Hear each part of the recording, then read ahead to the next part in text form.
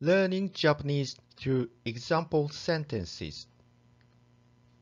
Part 3 X の Y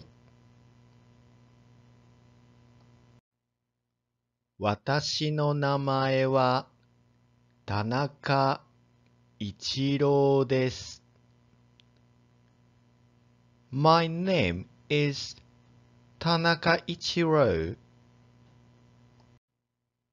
あれはアメリカの船ですか？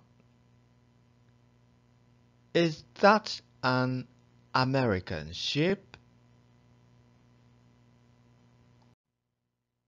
私の父は介護士です。My father is a caregiver. 私の母は学校の教師です。My mother is a school teacher.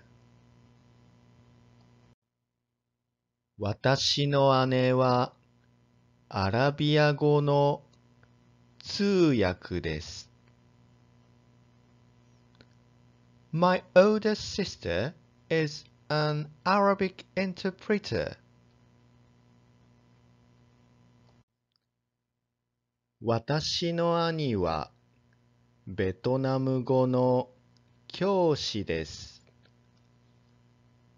My older brother is a Vietnamese teacher.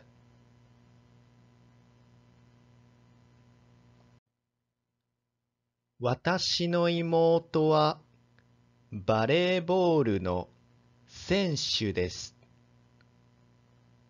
My younger sister is a volleyball player. 私の弟はバスの運転手です。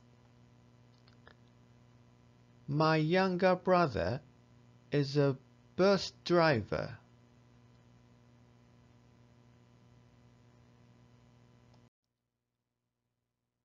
私の息子は飛行機のパイロットです。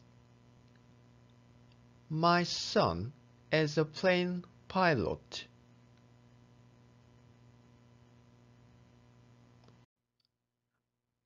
私の娘は車の整備士です。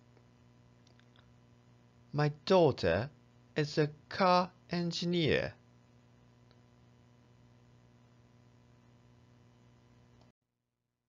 Thank you for watching.